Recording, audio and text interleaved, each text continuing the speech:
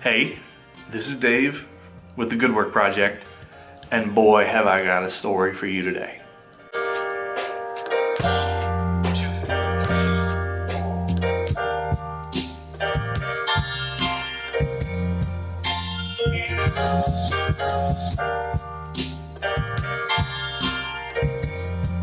So, have you ever been scrolling through your social media and you find a video clip that's real short and there's no story or real context to it, but it's something that occurs, and when you watch it you get this very warm, good feeling of satisfaction when you watch it?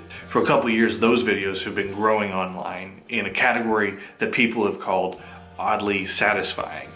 And they're everything from watching a master lathe operator working on wood, or whether it's a calligrapher very carefully writing letters with this special ink pen, or whether it's a pastry chef or someone who uses 3D printers, or a chef with a knife who deftly and quickly cuts food. They're all these short little videos, and they've caught this viral joy and into this category called oddly satisfying. And when I very first became aware of these type of videos, it reminded me of one of my favorite things that I thought was always really satisfying, and it's a scene in a Pixar movie. You know Toy Story 2, right? So you remember how Woody gets separated from Andy and the toy collector takes him, but when he does, toy collector realizes the arm of Andy's been ripped off, and so the collector calls in this specialist, and the specialist brings in this giant case, and he drops it down in front of Woody, and he begins to very carefully wipe his eye and clean him and put his rosy cheeks back on with a little paint spray machine, re-sew his arm, fix his cap. And the last thing he does, and this is one of my favorite bits, is he takes his little paintbrush and he just very carefully but perfectly paints over the bottom of Andy's boot where it says Andy on it. And I think Pixar did an amazing job in that scene with visuals and sound. The whole thing was just incredibly satisfying. So having seen all that, there are videos on Instagram, there's videos on YouTube and Facebook, all over the place. You can find it anytime. I gotta ask, like, why? Like, why is somebody doing something like super normal, why is that so satisfying to us? What does it affect within us that gives us that good feeling?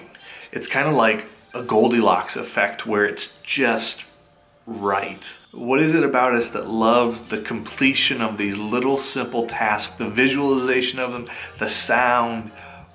Why are we so into it? So researchers are actually trying to check this out and figure out what's going on with our brains wiring and why we think these videos are so compelling.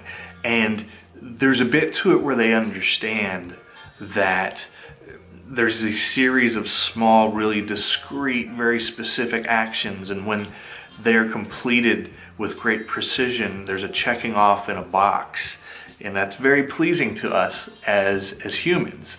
There's something very primal about watching those things completed to great precision, and there's something in that drives our preferences. There's something there that says we like when something is done incredibly well. We like when things are checked off the list. We like when things are done. So you have a project at home or a project at work, and you know you're gonna get it done, but you also realize you're not gonna get it done with deft, detailed perfection in every moment of it. And I think sometimes that really eats at us. I think sometimes realizing we're going to get it done, but that it's going to be messy, is incredibly frustrating to us. Imperfection means difficulty. Imperfection means things will be harder.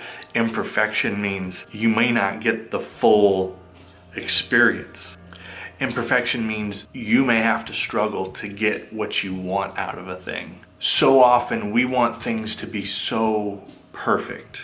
We want them to be so right. Thinking that way is actually stopping us from experiencing life in a more full way.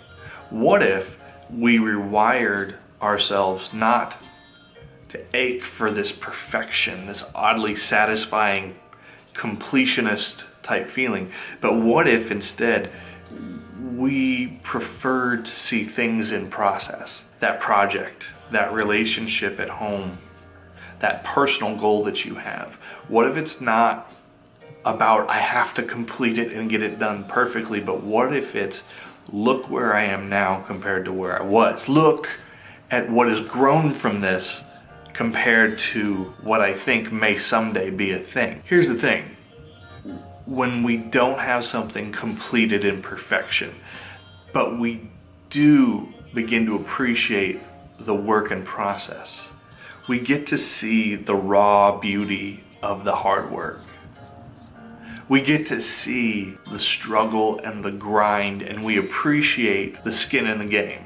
We appreciate the investment that we've made ourselves or people around us have made, coworkers, neighbors, children, parents. Perfection leaves all that out. Perfection leaves out the story behind the whole thing. It's a quick hit, but it's not really the bit that's real about life. It's a gloss over. That amazing lathe artist who can spin a bowl out of something that we thought was just a lump of wood earlier, you don't see in that video the years of practice and all the crappy things he made before he became a master artist. That calligrapher drew bubble letters like you did in junior high. That pastry artist, that cake decorator, they made townhouse cookies from the freezer section just like you at one point. I would suggest that maybe our joy in life would be less about the perfection of a thing, seeing just the highlight reel, and more about seeing the process, the beauty and the labor and work of important and valuable relationships. So here's my question for you today.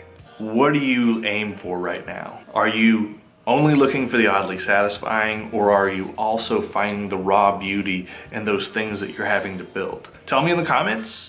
Drop a word, a good message, an example, heck, even link an oddly satisfying video that you like. Thanks for watching. I'll see you later. Bye-bye.